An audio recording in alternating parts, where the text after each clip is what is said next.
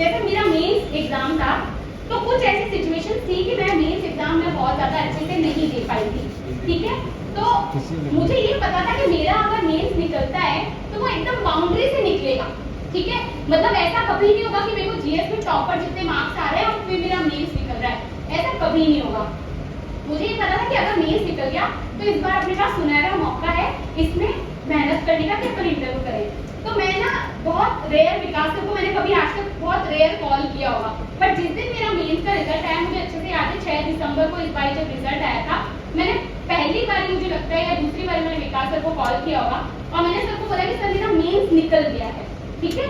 तो सर की पहली लाइन ये थी कि मुदिता अब तुम्हें जितनी ताकत है उतनी ताकत लगा दो अपने इंटरव्यू के लिए, ठीक है। तो मुझे ना, मैं वही कह रही हूँ, देखो प्रीलिम्स के लिए मेरे लिए पहली लाइन वो थी कि तुम इस बार इंटरव्यू दे रही हो, वो काम कर गई। मेंस के लिए मेरे लिए वो काम कर गई कि तुम सारे क्वेश्चन करके आ जाओ, ठीक है। और इंटरव्यू के लिए मैंने विकास सर की ये लाइन पकड़ ली कि तुम्हें जितनी ताकत है उतनी लगा दो। तो मुझे ये पता था कि मेंस में मैंने अपनी ताकत नहीं लगाई है, तो ये जो इंटरव्यू है वो मेरे लिए बहुत सुनहरा मौका है इस बार सिलेक्शन लेने का। और इस बार मैं उस माइंडसेट में नहीं थी कि अगली बार इंटरव्यू के लिए जम के तैयारी करेंगे और इंटरव्यू देंगे, बिल्कुल नहीं। इस बार मैंने सोचा बड़ी मुश्किल से मिला है, जो मिला है उसकी मैं मेहनत कर लूं। तो इस मेहनत के पीछे एक कैलकुलेशन भी थी, मैं आपको कैलकुलेशन समझाने की कोशिश करती हूँ कि क्यों मैंने इतनी मेहनत की। आप एक चीज को समझो कि आपका मेंस के जो पेपर्स होते हैं वो कितने मार्क्स के होते हैं? 1750 नंबर के होते हैं। अगर आपने, और इंटरव्यू जो होता है वो आपका 275 मार्क्स का होता है, ठीक है। अगर आपने थोड़ी बहुत भी अगर मार्कशीट देखी हो तो आप एक चीज को समझने की कोशिश करें कि मेंस के किसी भी सब्जेक्ट में हद से हद किसी टॉपर को 250 में से कितने मार्क्स मिलते होंगे? 118, 120, 125, उससे ज्यादा तो नहीं देते होंगे किसी एक आधे के, केवल ऑप्शन को छोड़ के। ऑप्शन में 300 तक मार्क्स जाते हैं, उसके अलावा बाकी 4 पेपर की अगर अपन बात करें तो उसका 50% जो है वो वहाँ मैक्सिमम है। मैक्सिमम मार्क्स आपको 50% मिलेंगे। जैसे 1750 में से कितने मार्क्स आएंगे? 800, 900, उससे ज्यादा तो नहीं आएंगे। मतलब 900 भी अगर अपन मान ले तो ये लगभग 50% हो गया, इससे ज्यादा तो नहीं आएंगे, ठीक है। तो यहाँ आपको 50% मार्क्स मिलने की संभावना आपको टॉप कराती है। टॉप मार्क्स होते हैं 50%। यही सिचुएशन आप इंटरव्यू में देखो क्या हो रहा है। इंटरव्यू के मैक्सिमम मार्क्स कितने हैं? 275 है ना, 275। अगर आपने इंटरव्यू के मार्क्स देखे हो, लोगों के मार्कशीट देखी हो, अगर एक चीज को समझो कितने मैक्सिमम मार्क्स मिले हैं? क्या 206 मिले हैं लोगों को? 206 कितने परसेंट होते हैं? 75% है इस 275 का, ठीक है। इस बार लोगों को 210 भी मिले हैं और अपाला मिश्रा मैम को 215 भी मिले हैं। इसका मतलब इंटरव्यू में मार्क्स तो लाए जा सकते हैं, और इंटरव्यू में अगर आप अच्छे मार्क्स लेके आते हैं तो यहाँ आपको एक्स्ट्रा फायदा होता है टॉप मार्क्स का इससे ज्यादा। ये सिंपल सी कैलकुलेशन मैंने की थी इंटरव्यू की तैयारी करने से पहले। तो कहीं ना कहीं मेरे दिमाग में ये था कि अपना मेंस क्योंकि बाउंड्री से निकलेगा, तो अगर अपन इंटरव्यू में 200 से ज्यादा नंबर लाते हैं तो ही संभावना है कि अपन फाइनल लिस्ट में मार्क्स अपने आएंगे, फाइनल लिस्ट में अपना नाम होगा, अदरवाइज नहीं होगा। यही वजह है कि मैंने यूपीएससी की जो मेरी पिछले 4 साल की जो जर्नी है उसमें सबसे ज्यादा ताकत अगर कहीं लगाई है, सबसे ज्यादा अपने दिमाग का इस्तेमाल किया है, सबसे ज्यादा लोगों की अगर कहीं मदद ली है तो वो इंटरव्यू है, ठीक है। और इसने मुझे पे भी किया है, ये जो मेहनत की उसने मुझे पे भी किया है। इंटरव्यू में मुझे इस बार 204 मार्क्स मिले हैं, जो कि हिंदी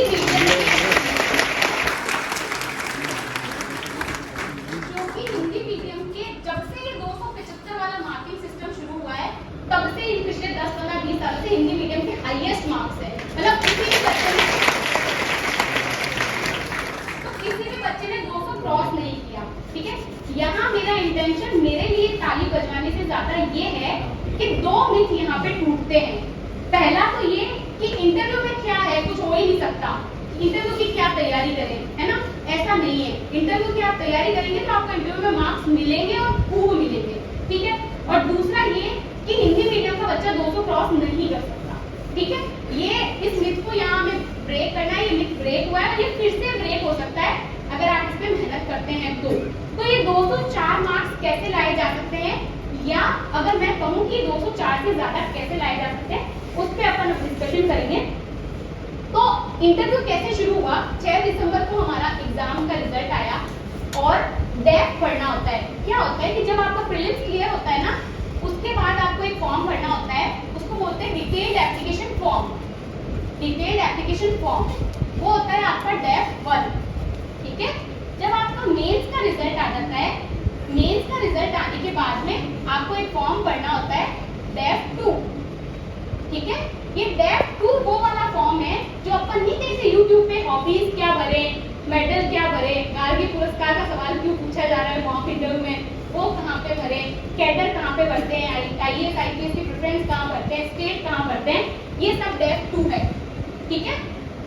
तो 6 दिसंबर को हमारा रिजल्ट आया और 14 दिसंबर जो है वो डेफ को भरने की लास्ट डेट थी, ठीक है। अब आप ये सोचो कि इंटरव्यू जो होता है ना अपना फाइनल इंटरव्यू, वो 3-4 तरीके से चलता है। इसीलिए जब एस्पिरेंट से आप पूछोगे कि आपका इंटरव्यू कैसा रहा, किस पे बेस्ड रहा, तो इंटरव्यू 3-4 चीजों पे बेस्ड रहता है।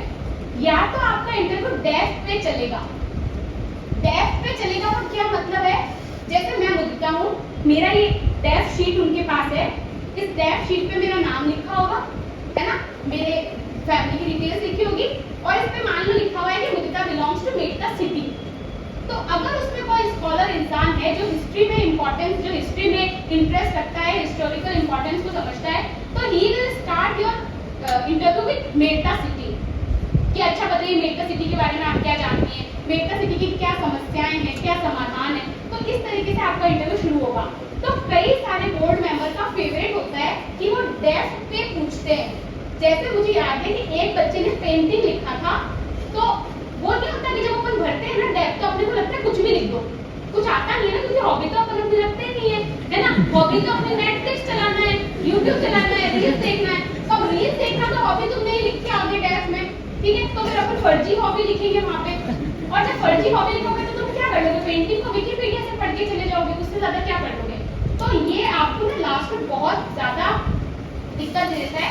मुझे याद है मेरे साथ वाले एक जने ने पेंटिंग लिखा था और उनको ये बोला था कि आपके पीछे जो पेंटिंग लिखी है वो पेंटिंग है, वो किसने बनाई है, और ये बात है कि ये नहीं पता, ठीक है। क्यों नहीं पता, कि जो पेंटिंग की उनको एक्चुअल नॉलेज नहीं है। जबकि अगर थोड़ा भी पेंटिंग समझने वाला इंसान है तो वो इस चीज को समझ सकता है कि ये पीछे वाली जो पेंटिंग है वो राजा रवि वर्मा की पेंटिंग हो सकती है, क्योंकि उन्होंने इंडियन पेंटिंग आर्ट में यूरोपियन का मिश्रण किया था, या ये नंदलाल बोस की हो सकती है, या ये अवनीश चंद्र की हो सकती है। तो अगर थोड़ी सी समझ आप रखोगे तो आप कम से कम वहाँ पे आंसर देने की सिचुएशन में होंगे। तो डेफ पे अगर पूरा इंटरव्यू चल गया और डेफ आपने अच्छे से प्रिपेयर नहीं किया, तो मतलब ये बर्बादी का रास्ता खोल सकता है ये डेफ आपका, ठीक है।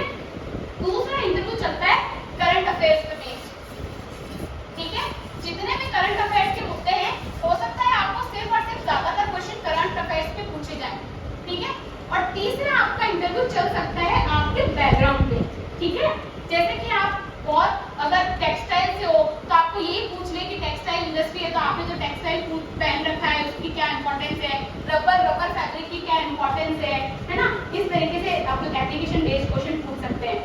तो इस सब को ध्यान में रखते हुए, और चौथा अगर छोटा सा हिस्सा माने तो आपका ऑप्शनल, क्योंकि कई बार वहाँ पे जैसे हिंदी लिटरेचर ऑप्शनल है, तो कई बार वहाँ पे हिंदी लिटरेचर के बहुत जानकार लोग बैठे होते हैं, तो अब वो तुलसीदास में इतने जानकार है कि वो रामचरितमानस पे अच्छा खासा डिस्कशन कर ले आपसे, ठीक है। तो अब आप लिख देंगे रामचरितमानस पढ़ना मेरी हॉबी है और वहाँ एक चौपाई आपको याद नहीं है, तो फिर संकट होने वाला है आपके ऊपर। तो मैंने इसी सबको ध्यान में रखते हुए 4 हिस्सों में अपनी इंटरव्यू की प्रिपरेशन को डिवाइड किया था, ठीक है। जैसे 14 दिसंबर को हमने जब डेफ पढ़ लिया था, तो ये डेफ हमने बहुत सोच समझ के भरा था, मतलब 6, 7, 8 दिन का टाइम लेके प्रॉपर। मतलब मेरा इंटरव्यू एक ऐसी जगह है जहाँ पे मेरी फैमिली का इन्वॉल्वमेंट हो गया था मेरी प्रिपरेशन में, मेरी फैमिली का, मेरे दोस्तों का, टीचर्स का सबसे ज्यादा इन्वॉल्वमेंट मेरे इंटरव्यू की